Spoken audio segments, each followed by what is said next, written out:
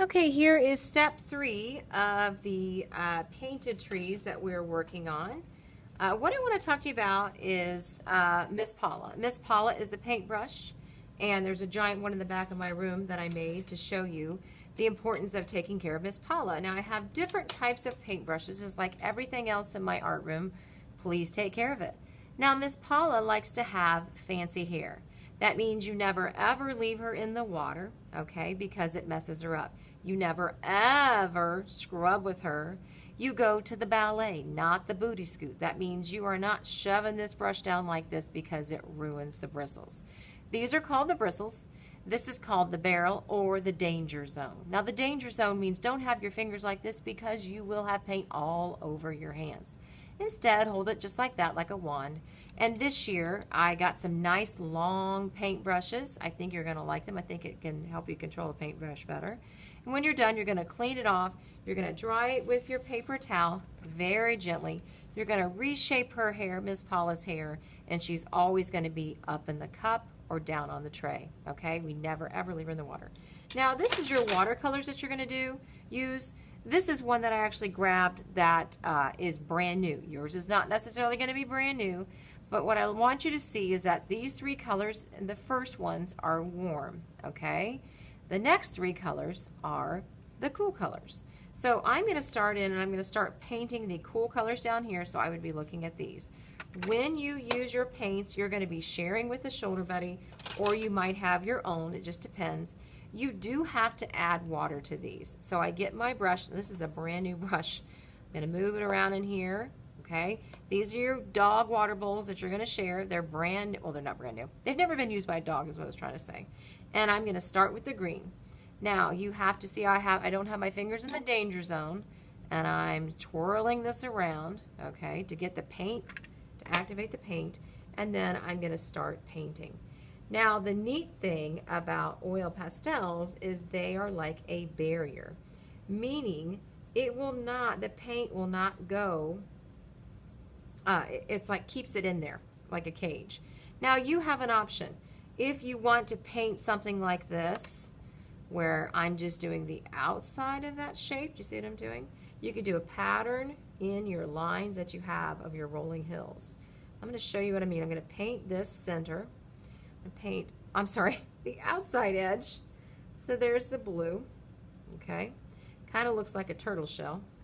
If you notice that my paint is darker and it's very hard to use, then I dip in more water, spin it around. Now it's just like the glue that we use, artists, it's dot, dot, not a lot. Now I'm continuing this pattern on the other side of this paper and go all the way across. Just doing the outer side like a shell. Now what I'm going to do after I finish this, I'm going to make kind of a cool design. Nope, I need more water. It's harder to paint. Twirl it around. Now before I mix colors, artists, remember what I said? We're going to clean our brush, take the paper towel, dry it, make sure that there's no paint on it. It's good to go. Now in the center of this one, I'm going to do blue. So I have to stay with my cool colors. I'm spinning it around, get the blue. Now watch. Did you see how I've created a pattern inside that pattern and creating a design? You could also do stripes, artist. Now if I touch this paint that is still wet, it would bleed. That's what we call it, where it would run together. This is drying pretty quick though. If you get some on the table, no big deal. Just please clean it up afterwards. That's all I ask. I also have smocks, artists. They are at the back of the room. They are not meant to be, you don't have to have it take your whole time to get a smock on. If you need to wear one, that's fine with me. You don't have to ask, just go get them. Okay, so now I have that area is done.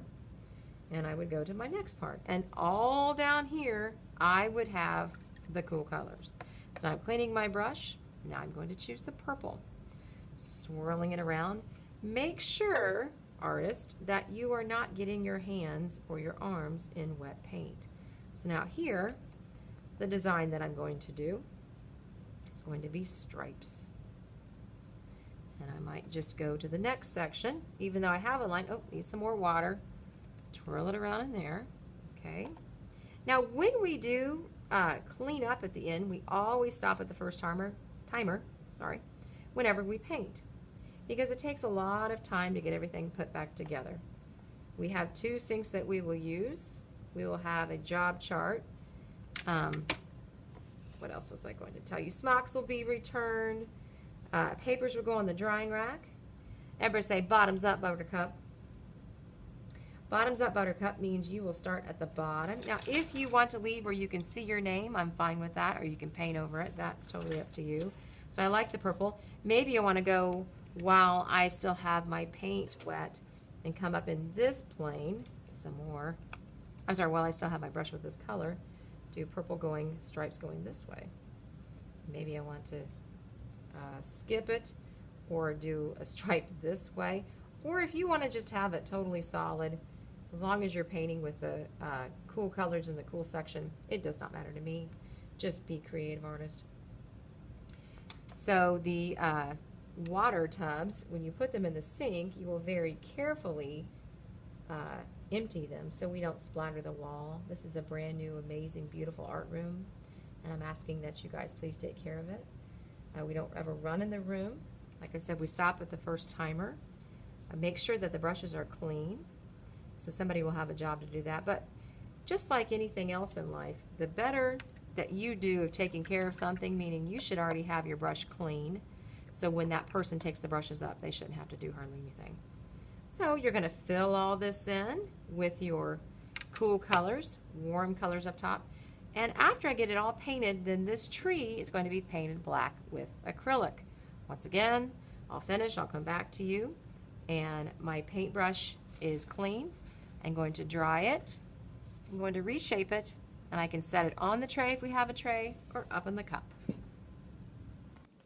All right, artists, this is the last stage to working on this project. I decided to go back and paint over my name. I liked it better. You're going to fill this in with black, so I'm painting all my colors. Now, I did the opposite of what I want you to do. Typically, you would start with your light color first, then it's easier to clean your brush. But if you notice, I painted all of one color at a time on this upper part, instead of doing like a pattern and design. So I did all the red first, then I did all the orange, and now I'm just doing the yellow because I wanted to show you real quick. When you paint with a paintbrush, remember, this is the danger zone. Hold it up here. Be very gentle. You're not doing the booty scoot. You are typically pulling with the paintbrush, not pushing. I'm trying to get all these little pieces. That would be where that are not covered in black. Because the last step, artist, that you're going to do, see how I'm just going back and getting more paint? I'm pulling that, I'm picking it up. I'm painting and pulling, okay? Painting and pulling. That's how I'm doing with the paintbrush. So then I clean this up, and then use your paper towel. Make sure that you dry your paintbrush, okay?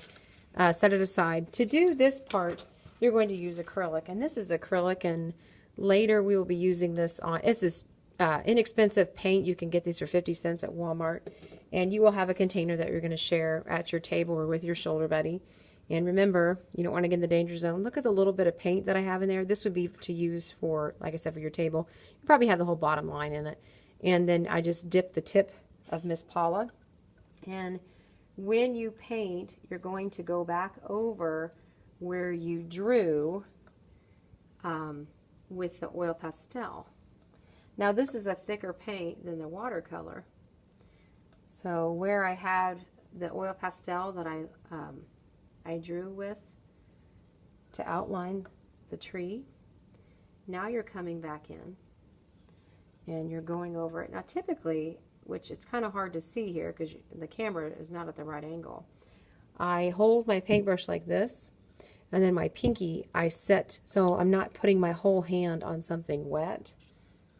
And I'm going to go through slowly. And you want to work from top to bottom. And typically left to right. Unless you're left-handed, then you might want to do right to left.